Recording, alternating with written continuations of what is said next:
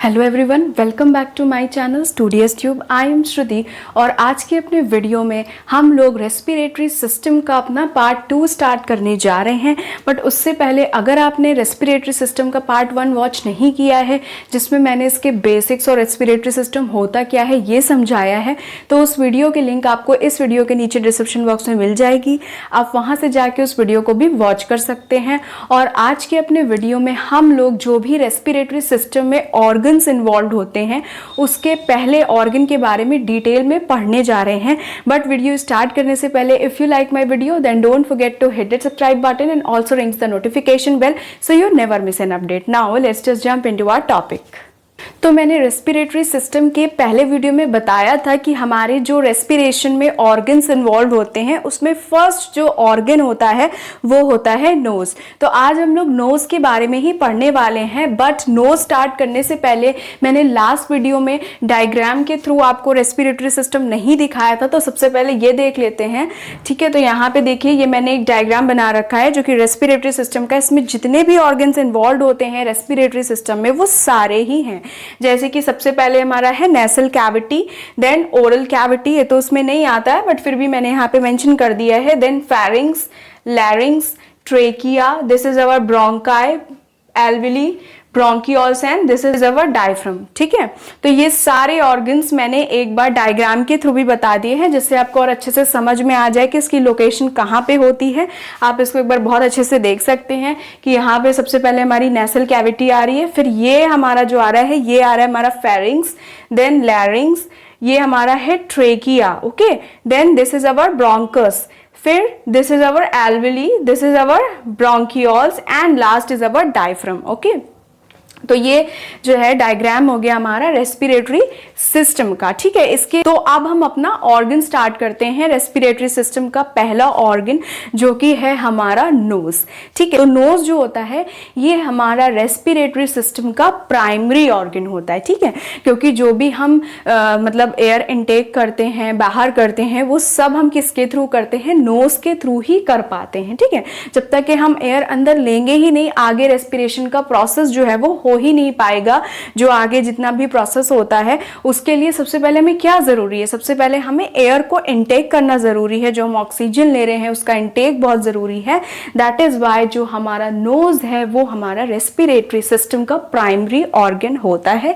यहाँ पे मैंने वही बताया हुआ है कि नोज जो है ये हमारा प्राइमरी ऑर्गन है रेस्पिरेटरी सिस्टम का। और ये क्या करता है? जो हम एयर इनटेक करते हैं वही इसका जो है वो मेन फंक्शन होता है। नोज का फंक्शन ये होता है कि वो एयर को हमारे इनटेक करता है और जो एयर हमें नहीं चाहिए होती है उसको एक्सहेल कर देता है। ठीक है, तो यही मैंने लिख रखा है, it is a primary organ responsible for air intake. ठीक है, नेक्स्ट है इसमें जो है हमारी 2 नॉस्ट्रल्स होती हैं। भाई हमें पता ही है नोज में हमारी 2 नॉस्ट्रल्स होती हैं, तो वही मैंने लिख रखा है कि इसकी जो नोज है हमारा, पहला तो ये प्राइमरी ऑर्गन है, दूसरा इसका फंक्शन ये है कि ये हमारी एयर को इनटेक करता है जिससे कि आगे का जो रेस्पिरेशन का प्रोसेस है वो अकर करता है। एंड नेक्स्ट थिंग इज कि इसमें जो है वो हमारी 2 नोस्ट्रल्स होती हैं। ठीक है, अब हम इसके फंक्शन की बात कर लेते हैं कि आखिर जो नोज है इसके फंक्शन क्या क्या है, या ये रेस्पिरेटरी सिस्टम में हमारा क्या रोल प्ले कर रहा है, क्या काम है इसका। तो देखिए फंक्शन में सबसे पहला इसका काम क्या है? एयर का फिल्ट्रेशन करना। देखिए जो भी एयर हम इनटेक करते हैं वो ऐसा जरूरी तो नहीं है कि वो प्योर ही हो, है ना, बहुत सारी इसमें इम्प्योरिटीज भी हो सकती हैं।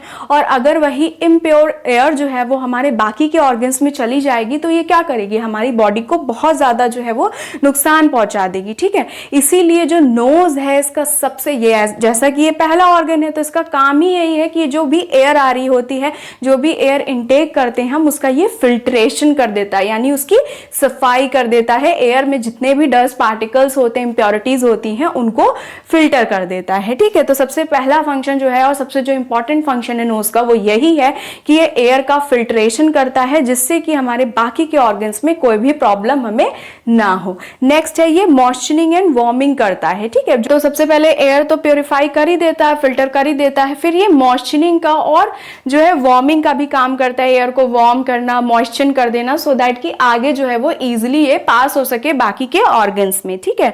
तो सबसे पहला एयर फिल्ट्रेशन हो गया, सेकेंड हमारा मॉइस्चरिंग एंड वार्मिंग हो गया, एंड थर्ड जो फंक्शन है हमारा नोज का वो ये है स्मेल सेंसेशन। भाई हमें जो स्मेल है, स्मेल की जो सेंसेशन है वो कहाँ से होती है, नोज से ही होती है।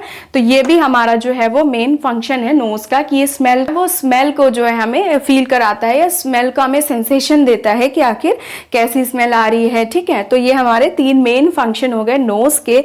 नेक्स्ट अब हम इसके स्ट्रक्चर की बात कर लेते हैं, नोज के स्ट्रक्चर की बात कर लेते हैं। तो देखिए सबसे पहला जो नोज में होता है नेसल कैविटी होती है, यहाँ पे मैंने दिखा भी रखा है कि देखिए यहाँ पे नोज है, देन यहाँ पे जो है हमारी वो नेसल कैविटी है, ठीक है। तो ये हमारे नोज के स्ट्रक्चर में नोज में ही आती है। तो जो नेसल कैविटी होती है ये दो हाफ में बटी हुई होती है, ठीक है। हम कह सकते हैं कि ये दो हाफ में डिवाइड होती है, से डिवाइड होती है, नेसल सेप्टम से डिवाइड होती है, ठीक है। ये हम कह सकते हैं एक कार्टिलेज टाइप का हो सकता है, हम कह सकते हैं कुछ स्किन टाइप की है, जिससे कि क्या है हमारा जो ये नेसल कैविटी है ये टू हाफ पे डिवाइड हुई है, ठीक है। और इसमें 3 टर्बिनेट्स होते हैं, ये जो नेसल कैविटी होती है इसमें 3 टर्बिनेट्स होते हैं, ठीक है, सुपीरियर, मिडिल एंड इंफीरियर, ये 3 होते हैं, ठीक है। जो कि क्या होता है, जो म्यूकस मेम्ब्रेन होता है ये भी हमारा नोज के स्ट्रक्चर में ही आता है, नोज में ही पाया जाता है म्यूकस, ठीक है। तो म्यूकस का मेम्ब्रेन जो होता है उससे पूरी तरीके से कवर्ड होता है, ठीक है। तो नेसल कैविटी क्या होती है, पहले तो ये दो हाफ में डिवाइड होती है बाय नेसल सेप्टम, एंड इसमें 3 टर्बिनेट्स होते हैं, superior, middle, inferior. And next था कि ये जो 3 टर्बिनेट्स होते हैं ये म्यूकस मेम्ब्रेन में जो है पूरी तरीके से कवर होते हैं, ठीक है। नेक्स्ट अब हम आ जाते हैं म्यूकस मेम्ब्रेन। अभी हमने पढ़ा कि भाई म्यूकस मेम्ब्रेन में होते हैं कवर, तो म्यूकस मेम्ब्रेन क्या होता है वो देख लेते हैं। It produces mucus. तो जो हमारे हम कह सकते हैं जो डर्ट होता है हमारी नोज में, ठीक है, जो मतलब जो हम कह सकते हैं जिसको हम डर्ट कहते हैं नोज का, वो हमारा म्यूकस ही होता है एक तरीके का, ठीक है।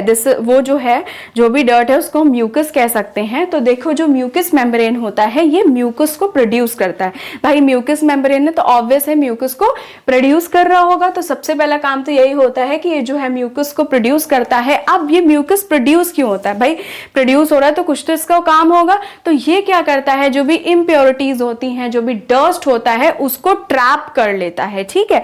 इसीलिए म्यूकस मेम्ब्रेन जो है वो म्यूकस को प्रोड्यूस करता है, सो दैट ये जो है जो पार्टिकल्स होते हैं उनको ट्रैप कर दे। भाई जो डस्ट पार्टिकल्स होते हैं जो कि हमारे आगे के ऑर्गन्स को डैमेज कर सकते हैं, कुछ नुकसान पहुंचा सकते हैं, तो उन सबको ट्रैप करने के लिए ही म्यूकस का जो है वो प्रोडक्शन होता है, और ये क्या करता है, ह्यूमिडिफाई भी कर देता है पार्टिकल्स को, ठीक है। तो यही इसका काम होता है, एयर पार्टिकल्स को ह्यूमिडिफाई भी कर देता है, ठीक है। तो मैं एक बार फिर से बताती हूँ म्यूकस मेम्ब्रेन क्या होता है। ये नोज में ही हमारा पाया जाता है। ये जो मेम्ब्रेन होता है वो म्यूकस को प्रोड्यूस करता है, और म्यूकस क्या होता है, म्यूकस वही है जो हमारा डर्ट पार्टिकल होते हैं, डर्ट जो होता है हमारी नोज का वही म्यूकस होता है। और इसके प्रोड्यूस होने का रीजन यही होता है कि जो भी इम्प्योर पार्टिकल्स होते हैं उनको वो ट्रैप कर लेता है, ठीक है। और क्या करता है, जो एयर होती है उसको ह्यूमिडिफाई भी कर देता है। अब आ जाते हैं नोज के स्ट्रक्चर के अपने लास्ट पार्ट पे, जो कि हमारा ऑल्फैक्टरी रीजन, ठीक है। ये हमारा जो ऑल्फैक्टरी रीजन होता है ये हमारा स्मेल के लिए रिस्पॉन्सिबल होता है, ठीक है। और इसकी जो लोकेशन होती है ये हमारी नेसल कैविटी के टॉप पे होता है, ठीक है। जो हमारी नेसल कैविटी है उसके टॉप पे होता है, ठीक है। तो ऑल्फैक्टरी रीजन की अगर लोकेशन की हम बात करें तो हमारी नेसल कैविटी के टॉप पे होता है, एंड इसमें जो है बहुत स्पेशलाइज्ड सेल्स होते हैं। ये जो ऑल्फैक्टरी रीजन होता है इसमें बहुत ही स्पेशलाइज्ड सेल्स होते हैं जो कि क्या करते हैं, ओडर को या स्मेल को जो है वो पहचान लेते हैं, है ना, डिटेक्ट कर लेते हैं। यही लिखा हुआ है कि it is located at the top of nasal cavity, contains specialized cells responsible for detecting orders, ठीक है। तो क्या होता है, ऑल्फैक्टरी रीजन हमारा नेसल कैविटी के टॉप पे पाया जाता है, और ये जो ऑल्फैक्टरी रीजन होता है इसमें बहुत ही स्पेशलाइज्ड सेल्स होते हैं जिसकी हेल्प से हम स्मेल को डिटेक्ट कर सकते हैं, ठीक है। भाई अब हम स्मेल सेंसेशन कर रहे हैं नोज से तो कुछ तो होगा जिसकी वजह से कर रहे हैं, तो यही हमारा ऑल्फैक्टरी रीजन ही रिस्पॉन्सिबल होता है for the smell sensation. Okay, next तो हमारा जो ये नोज का जो स्ट्रक्चर था और फंक्शन था ये सब हमने डिस्कस कर लिया है, इतना ही हमें इस ऑर्गन के बारे में पढ़ने की जरूरत है। एक और चीज हम देख लेते हैं कि इसका जो है रेस्पिरेटरी हेल्थ में क्या रोल होता है, किसका, नोज का।